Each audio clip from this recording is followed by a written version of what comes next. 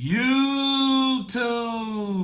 What's good, guys? It's your boy TD, and I'm back again with another video, guys. And today's video is going to be on 5 running backs that I am nervous about drafting at the ADP. Now, listen, when you see these fade videos from guys like me and other content creators, be careful about fading guys completely. I'm not fading anybody that's on the draft board completely, but at the ADP, I'm definitely fading because they make me nervous with their situations. No player is necessarily bad. It's just all about what the opportunity costs, what you're willing to draft, and what you're giving up. All right, guys, so with no further ado, make sure you hit the like button and subscribe to this channel.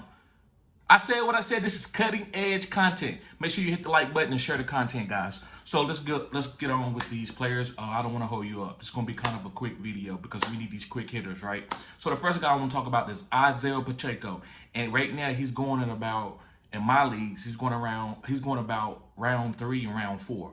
Now listen, Zack Pacheco is going to be a good running back this year. When it gets cold, they're going to use Zack Pacheco, depending on the game script, depending on what they need to beat the other team. And I think Zack Pacheco is a guy that they can use when teams are playing for the pass, and he can end up having really good games. But is that going to be an all 4 quadrant type player? Is he going to ball first quadrant, second quadrant, third quadrant, and fourth quadrant, which the players in this ADP usually can ball up to 4 quadrants? Now, I think he's a quadrant 3, quadrant 4 player, but is he an all quadrant player? Like, do you rather have Zack Pacheco or David Montgomery? So to me, or would you rather have Zack Pacheco or Devin Singletary? Like, what is the opportunity? You drafting him at the round 3, but what kind of production are you going to get from him? Is he going to be the bell cow goal line guy that the team is focusing on? I'd rather get a running back that the team is focusing on getting this guy scores, like a James Conner. So I'm not going to draft Zack Pacheco at that ADP. So let's move on to my second guy. My second guy is going to be Josh Jacobs. Listen, Josh Jacobs is a good talent, and he's going to help Green Bay win games. But is this a passing team or a running team? Is he going to get 90% of all goal line carries? I don't believe so. I believe they're going to distribute it out. Now, is he going to be a good, solid top 24, top 32 type running back? Probably. But is he going to be a top 12 guy? So many guys that's going to go on in this draft that got potential to be top 12. I'd rather wait late and let somebody else draft Josh Jacobs. All right, moving on to my third guy. My third guy is going to be DeAndre Swift. Now, listen, DeAndre Swift is going to make explosive plays. He can maybe have a couple top 5 finishes for Chicago, because Chicago is going to be a good team. But I'm not willing to draft DeAndre Swift late there. I'd rather get a guy like a Chase Brown or somebody that I know is going to be on the field a lot, always trying to get targets, somebody who's not been injury prone.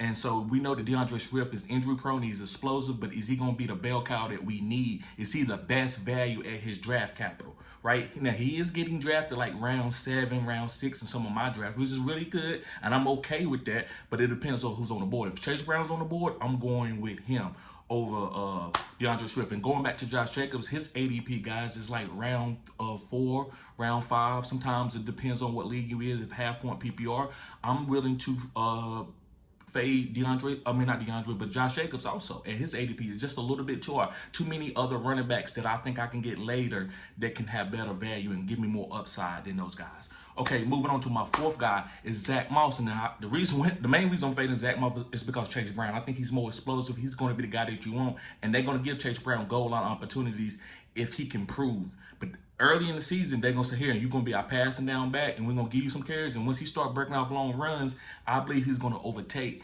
Zack Moss. And you might say, well, this guy's a smaller guy. Can he take the workload? Well, don't you know at Illinois, I think he led the Big Ten in touches. He had 315 touches as a junior. If I'm not mistaken, I don't think he was a senior as a junior.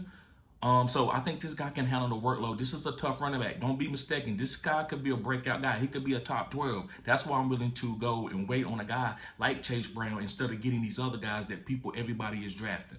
Again, there's no bad players. It's all about draft, ADP, and opportunity costs.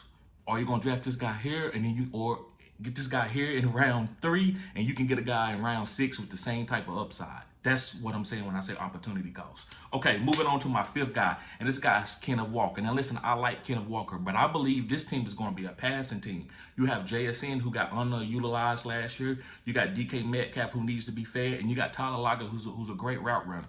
So how is all these guys? Somebody don't need to be there. If Kenneth Walker ends up being a top 12 running back, how in the hell is JSN going to be a top 32 wide receiver. Why would you draft JSN in the top 20 picks and then you using Kenneth Walker? It ain't enough carries and opportunities for everybody. So somebody gonna get pushed to the wayside, and I believe it's gonna be Kenneth Walker. I think he's gonna be a top 24, top 32 running back. I take him at that type of ADP, but I'm not taking him as a RB2 in a robust RB situation, like where I drafted RB1, RB2, then RB3 Kenneth Walker. I'm not doing that. I'd rather wait on somebody like James Conner or Chase Brown.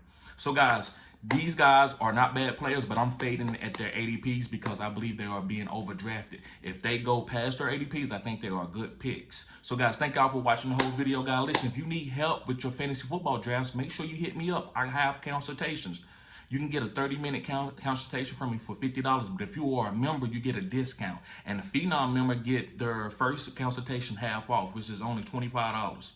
And if you need me for your whole draft, and you can go by pick, that's a $75 value. But if you are a Phenom member, you get that for $50 too, where I'm going to help you for the whole draft. So make sure you sign up as a Phenom member, guys, and you get all these perks. You can come up on lives.